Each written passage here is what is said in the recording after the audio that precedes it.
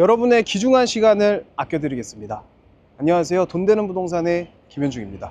오늘 어디 가실 건가요? 오늘은 서울시청에서 그 역세권 사업 활성화 설명회 한다고 해서 직접 한번 가보려고 합니다. 앞으로 이제 정비사업 관련된 뭐 사업 설명회나 주민 설명회 같은 걸 직접 한번 찾아가서 정말 시청자 여러분께 양질의 컨텐츠, 정말 뼈와 살이 되는 그런 정보들 제공해 드릴 테니까 구독과 좋아요 부탁드리겠습니다. 직접 현장도 찍어서 사람들의, 시민들의 반응이 어떤지, 그쪽에서 뭐 어떤 정보의 내용을 만들어내는지 그런 것도 정말 잘 생생하게 한번 보여드리도록 하겠습니다. 지금 역세권은 도보로 범위가 어느 정도라고 생각하세요? 뭐 도보권으로 5분이다, 뭐 10분이다, 15분이다 이렇게 얘기가 많이 나뉘는데, 사실 우리나라 법적으로 정확하게 역세권 범위를 규정해 놓은 건 없어요. 내가 오늘 가는 뭐 역세권 사업 활성화나 뭐 장기전세주택, 뭐 역세권 시프트 같은 경우 보면 1차 역세권이 250m, 2차 역세권이 500m 정도 되거든요. 이제 250m 정도면 도보 5분 내, 이제 500m면 도보 10분 내 정도 되는데, 저는 제가 지방 출신이라 그런지 모르겠어도 저는 한 도보 15분까지도 역세권이라고 생각하거든요. 또 서울 분들은 아니신 것 같아요. 사람마다 뭐 생각이 다른 거니까. 오늘 뭐 행사도 하나 봐요, 덕수궁에서. 멋있다. 날씨가 진짜 너무 좋다. 지금 역세권 활성화 사업 설명회 가잖아요. 네. 역세권 활성화 사업이라는 게 뭐예요? 간략하게는 이제 역세권 350m 이내, 근데 이제 가로구역에 해당하는 부지에 이제 용도 지역을 상향해서 용적률을 이제 높여주는 사업이에요. 이제 종상향을 받게 되면 혜택받는 용적률이 있을 거 아니에요. 그 용적률의 50%를 공공기업, 즉 기부 체납하는 사업이라고 보시면 돼요. 빨리 갑시다. 시간이 없습니다. 빨리 가요. 시간이 없어. 시청자분들이 어떤 걸 중점적으로 갖고 들어야 돼요? 오늘 역세권 활성화 사업이 사실 원래 있던 건데 개정된 사항을 오늘 사업 설명회를 하는 거거든요. 그래서 총 크게 보면 세 가지가 개정이 돼요. 첫 번째, 이제 역세권 범위가 250m에서 350m로 늘어났고, 두 번째가 이제 용적률 인센티브 상액이 최대 1100%까지가 늘어났고, 이제 마지막으로 가장 중요한 거예요. 간선도로변에 노성형 사업지역이 추가됐다. 이제 가서 저희가 영상을 찍을 거지만 세 가지 중점을 좀 중심으로 이해를 하시면 좋을 것 같고, 또 여기서 가장 중요한 게 이 개정된 사항을 통해서 어디 지역이 최대 수혜 지역일까, 요거를 생각하시면서 들으시면 좋을 것 같아요. 아시겠죠? 빨리, 시간이 없어. 빨리 오세요.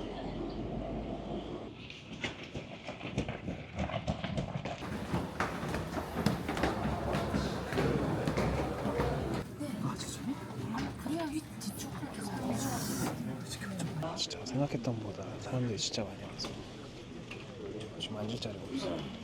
그만큼 관심이 많으신 것 같고, 좀 이 정도일 줄 몰랐어. 진짜 얘기가 정말 뜨겁습니다.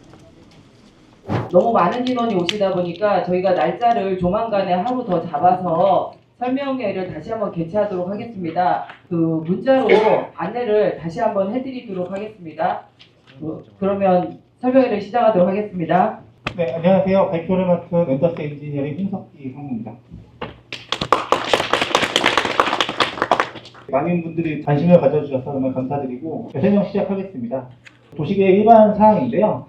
도시계획에서는 이제 최상위 계획으로 도시기본계획이라는 것이 있습니다. 그래서 그 중에 이제 중요한 것 중에 하나가 서울의 어떤 중심 체계를 정하고 있다는 것입니다. 그래서 3도심을 중심으로 광역중심과 지역중심, 지구중심 등을 정하고 있고, 이런 중심지를 육성하고 활성화시키는 게 도시계획의 가장 중요한 목표 중에 하나입니다. 역세권 활성화 사업에 대해서 설명드리겠습니다. 역세권 활성화 사업은 이제 역세권 중에서 이제 저이용되거나 저활성화되고 있는 지역을 복합 개발을 해서 컴팩트시티, 압축 도시를 실현하는 것을 목표로 하고 있습니다. 그러니까 역세권이라는 곳이 아무래도 토지 이용의 효율이 높고 많은 분들이 편하게 이용하실 수 있는 부분이다 보니까 거기를 고밀, 복합으로 개발했을 때 아무래도 이제 많은 기능 등을 이용하기가 편하다라는 부분이고요. 또 그때의 어떤 보행이라든지 가로 활력 등을 위해서 가로 활성화를 통한 도시 활력을 증진하는 것도 같이 추구하고 있고요. 또한 이제 역세권의 이제 토지 접근성이 높다 보니까 거기에 생활 특성 등을 고려해서 생활 SOC를 집중 배치했을 때 많은 분들이 편하게 이용할 수 있다. 그렇기 때문에 역세권 등에 대해서 고밀복합을 추구하는 것이 본 사업의 목적이 되겠습니다. 그래서 역세권 활성화 사업이랑 역세권 등의 입지 요건에 부합하는 경우에 용도 지역을 변경합니다. 용도 지역을 변경했을 때 그에 따라서 용적률이 증가하는데, 이 증가되는 용적률의 절반은 이제 해당 사업자와 토지주께서 필요한 기능으로 쓰시고, 나머지 절반을 이제 공공기여로 받아서 지역에 필요한 생활레스토랑이나 이제 산업시설이나 임대주택 등으로 환수하는 것이 이제 사업의 기본적인 모델이 되겠습니다. 현재까지 역세권 활성화 사업은 총 41개소가 추진되었습니다. 그래서 저희가 19년부터 했는데 41개소로 이제 많이 성과가 좀 있는 상태이고요. 그중에 2개소, 미아와 보라매 같은 경우는 착공까지 나아가서 점점 이제 계획이 실현되어 가고 있는 과정에 있습니다. 지역적으로 보면 서남권 쪽에 많은 이제 사업들이 이루어지고 있는 상황이고요. 중국이나 서부권이나 이제 동남권 같은 경우는 약간 좀 미진한데, 이제 저희의 추가적인 제도 개선 등을 통해서 앞으로 더더욱 활성화될 것으로 기대하고 있습니다. 주요 개정 사항입니다. 저희가 운영 기준을 개정하는 과정에서 크게 4가지 목적을 두었습니다. 첫 번째는 저희가 사업이 이제 한 5년 지나오다 보니까 좀 약간 안정기에 들어섰다고 보고 추가적으로 대상을 확대하자. 그래서 이제 좀 더 활성화시켜 나가자라는 것이 첫 번째 방향성이었고요. 두 번째는 저희가 그 사업 계획을 하다 보니까 아무래도 주상복합, 그러니까 주택 위주의 개발을 하는 경향성을 어쩔 수가 없었습니다. 그래서 그런 부분인데 저희 사업의 목적이 앞서 설명드렸다시피 복합 용도 개발의 실현, 그러니까 다양한 용도들 개발을 유도하는 것이 목적이 되다 보니까 이런 것들을 좀 더 이제 유도할 수 있는 다양한 방안들을 강구해 보자가 두 번째 목적이었고요. 세 번째는 아무래도 최근에 이제 건설 경기 하향 등으로 사업을 하는 것들이 쉽지가 않습니다. 그래서 그런 부분들에 대해서 추가적으로 이제 사업에 지원할 수 있도록 인센티브를 확대하는 부분들을 검토를 하였고요. 마지막으로 다양한 주민들이 이제 동의를 통해서 하는 사업 같은 경우는 아무래도 주민 갈등이라든지 투기 등의 요소들이 발생하는 경우들이 일부 있었습니다. 그래서 그런 부분들을 좀 방지하고자 사업의 지원 요소들을 최소화하는 것을 목적으로 이제 크게 추진하였습니다. 먼저 사업 대상 확대 같은 경우는 원래의 사업 대상 범위는 역승강장에서 250m였습니다. 그래서 250m 반경 안에 있었던 것이 사업의 대상이 되겠는데, 저희가 이제 역이라는 것이 시청역과 동네에 있는 역이 위상이 다르다는 걸 다들 아실 겁니다. 그래서 역마다의 어떤 위상을 고려해서 위상이 좀 더 높거나 아니면 환승역, 2개 이상의 역이 환승하는 역 같은 경우에는 그 대상의 범위를 350m까지 확대하는 것을 첫 번째 대상의 확대의 범위로 두었고요. 두 번째는 노선형 상업지역이라고 도로변으로 띠 모양으로 상업지역을 운영해왔던 것이 있는데, 이 부분들이 용도지역이 이 앞에 부분과 뒤에 부분이 상이하다 보니까 굉장한 토지용 불합리를 낳고 있었습니다. 그래서 그런 부분들을 개선하고자 이 노선형 상업지역을 역세권 활성화 사업의 대상 범위로 포함시켜서 크게 이제 350m 확대와 노선 상업지역의 포함이 가장 주요한 개정 사항이 되겠고요.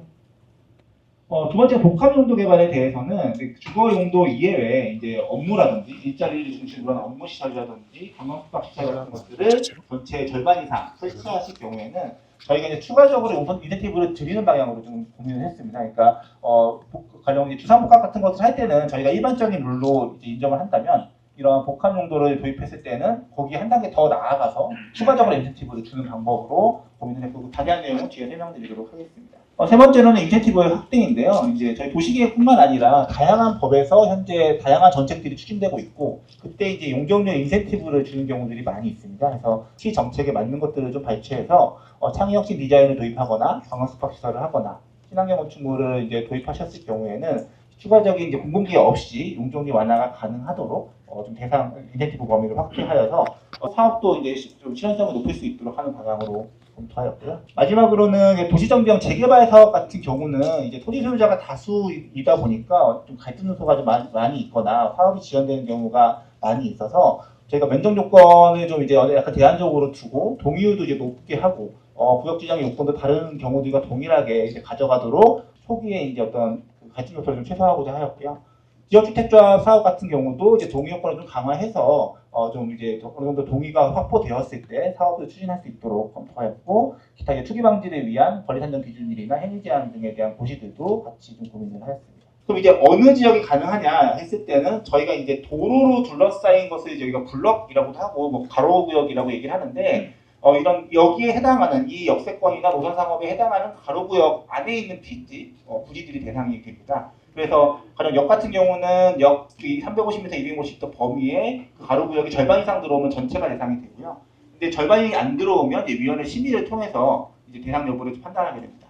또한 노선형 상업지역도 노선형 상업지역이 있는 전체가 대상이 되는데, 그 전체를 하셔도 되고 일부만 사업을 하셔도 되는데, 이제 이면부만 앞부분을 포함하지 않고 이면부만 하는 것은 이제 불가한 상황입니다. 기본적으로 도로 요건 같은 경우는 2면 이상이, 그러니까 2면 이상의 도로에 덮여야 됩니다. 3m 이상 도로에 양쪽이 덮여야 되고, 그 중에 한 면은 이제 8m 이상 도로가 돼야 됩니다. 그러니까 교통 처리에 대한 문제다 보니까 이런 부분들은 좀 교통 처리가 가능한 도로 속도 요건을 가지고 있어야 되고요.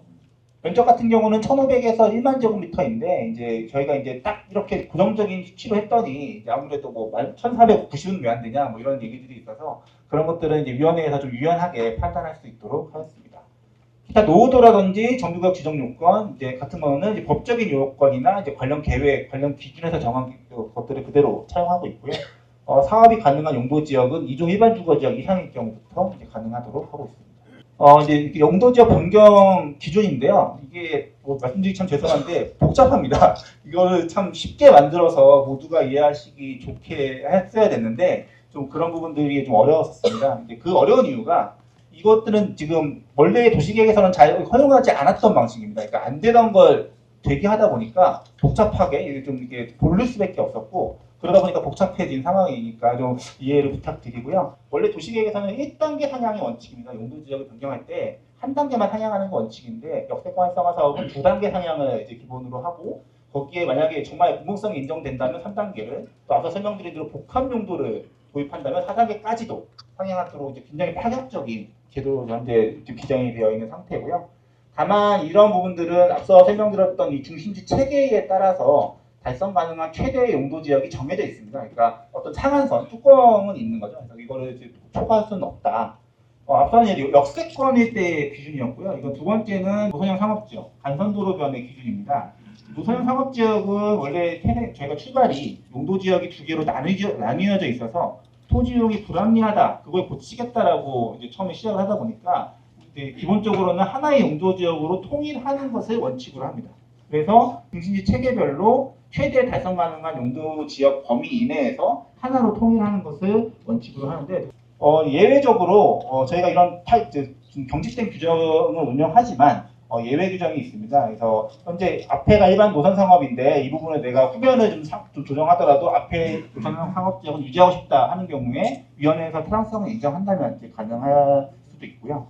또한 이제 뭐 이런 입지 요건을 다 적용했을 때 최대가 준주거 지역까지였지만 바로 옆에가 일반 상업이 붙어 있다. 연접해 있는 경우에는 마찬가지로 일반 상업까지 가능하고 저희가 또 이제 가로를 중심으로 해서 한쪽은 일반 상업까지 가능하고 한쪽은 준주거까지 가능하다면 양쪽을 공이 일반 상업까지 허용하는 것도 가능한데 이러한 예외적인 것들은 다 위원회에서 타당성을 인정할 경우에만 가능하다고 저는 설명을 드리겠습니다. 사업을 추진하는 절차에 대한 부분입니다. 사업 추진은 이제 건축허가나 주택건설 사업 방식으로 하는 지구단위 계획 방식이 하나가 있고요. 또한 이제 재개발 방식, 도시정비형 재개발 사업으로 하는 정비계획 방식이 하나가 있습니다. 그래서 만약에 이제 단위 소유다라고 하면 대부분 이제 지구단위 계획 방식으로 추진하시게 될 것이고 여러분이 같이 조합 방식이나 뭐 토지용 소유자 방식으로 할 경우에는 도시정비형 방식으로 적용하는 게 가능합니다. 최초는 토지 면적의 1분의 2 또는 50%의 동의를 얻으셨을 때 이제 사업계획안을 접수를 하시면 서울시에서 운영하고 있는 지원자문단이라는 조직이 있습니다. 전문 자문기구인데 이 기구에서 대상지를 선정하고 선정 여부와 계획안의 적정성 여부 등을 자문해드리게 되고요. 계획안이 어느 정도 정리되면 그 다음에는 주민 제안을 통해서 법적인 절차를 이제 진행하게 됩니다. 그때 용적률 체계는 이제 원래는 이제 단순했습니다. 그 변경 전 현재 용도지역 용적률에서 변경 후 나중에 용도지역까지를 상향이 가능하고 그때 증가 용적률의 절반을 공공기여하는 게 이제 원칙이었고요. 이번 앞서 설명드린 대로 이번에 추가되는 부분들이 관광 숙박시설을 설치하거나 아니면 서울시에서 이제 추진하고 계시는 창의혁신 디자인에 선정되시거나 아니면 친환경 건축물 인증을 받으시는 경우에는 여기에 더해서 추가적인 용적률 인센티브가 가능해서 최대는 이제 1100%인데 이 세 가지를 모두 하기는 뭐 현실적으로 좀 쉽지는 않을 텐데 사업 계획에 따라서 충분히 달성 가능하다라고 좀 설명드릴 수 있겠습니다. 아시다시피 서울시 내에는 굉장히 다양한 역세권 사업들이 있습니다. 근데 저희 역세권 활성화 사업은 이런 다양한 역세권 사업 중에서 이제 장점만을 모은 좀 굉장히 좋은 제도다라고 좀 강조드리고 싶습니다. 굉장히 다른 제도에서보다 굉장히 열려있는 제도이다 보니까 역세권 활성화 사업의 적극적인 추진을 권장드리는 바이고요. 총 6개의 사례를 소개해드릴 예정입니다. 이 6개의 사례 중에 4개는 이미 이제 계획이 완료돼서 추진 중에 있는 사례가 되겠고 2개는 아직 계획 수립 중이어서 소개해드리기 좀 제한되는데 저희 좀 시한점들이 많이 있어서 이번에 같이 좀 소개해드리도록 하겠습니다. 먼저 이제 미화역 같은 경우는 역세권 활성화 사업을 추진하면서 제3종 일반 주거 지역을 이제 근린 상업 지역으로 상향해서 용적률이 250%에서 600%로 350% 상향되었습니다. 그에 따라 기존에 이제 예식장으로 쓰던 건물이 용적률 600%의 지상 24층 규모의 주상복합으로 설립되었고, 그에 따른 공공기여로서 키움센터와 청소년 문화센터 등이 이제 건립될 예정입니다. 보라매역 같은 경우도 마찬가지로 제3종 일반 주거 지역이 근린상업지역으로 상향된 사례이고요. 그에 따라 이런 노후된 근린생활 시설이 지상 20층의 주상복합과 그다음에 공공에 필요한 공공보건 지선 및 임대 오피스 등으로 이제 공공기여가 제공될 예정입니다. 공릉역도 마찬가지로 3종 일반 주거 지역이 근린상업지역으로 상향된 사례가 되겠고요. 그에 따라서 약 28층 규모의 주상복합이 그다음에 공공임대 상가와 주민센터가 공공기여로 설치될 예정입니다. 강동역 같은 경우는 이 사례 중에 유일하게 도시정비형 재개발로 추진된 사례입니다. 그래서 앞부분은 근린상업지역, 후면은 이제 제3종 일반 주거지역이었는데 이 부분들을 통합적으로 일반 상업지역으로 상향을 했고, 그에 따라 이제 3종 일반 주거지역 같은 경우는 3단계 상향을 적용된 사례가 되겠습니다. 그래서 용적률 800%가 적용되었고요. 그리고 그에 따라서 43층 규모의 주상복합과 공공기여로서 체육시설 및 문화시설이 설치될 예정입니다. 이 사례는 이제 좀 현재 추진 중인 사례인데 구역 정형화를 좀 대해 설명드리도록 하겠습니다.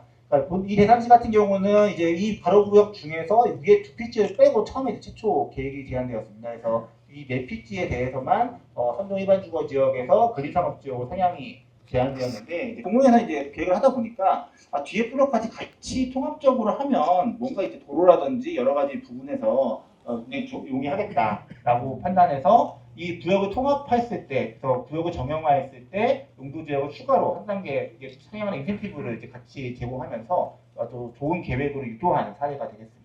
그에 따라서 이제 이런 노후된 단독 공동주택이 이제 이러한 업무 필름으로 전환된 사례가 되겠고요.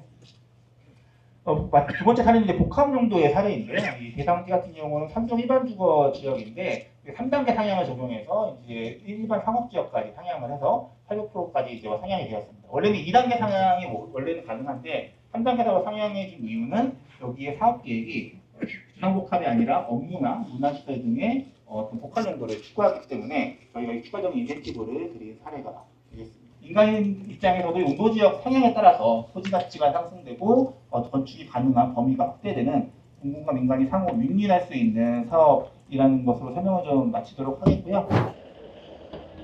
사업 설명이 끝나고 나왔는데 느껴진 게 너무 많네요. 보시는 것처럼 이게 세 가지를 중점적으로 좀 많이 얘기를 잘 해주신 것 같고, 이 역세권 활성화 사업의 개정 내용에 최대 수혜 지역이나 앞으로 저희가 중점적으로 봐야 될 것들, 저희 의견들 한번 정리해보는 시간 가져보도록 하겠습니다. 팀장님도 아까 궁금한 거 많으시다 그랬잖아요. 네. 그거 질문 답변하는 시간도 한번 가져보도록 하겠습니다. 오늘 진행했던 사업 설명에서 가장 중요한 부분이죠.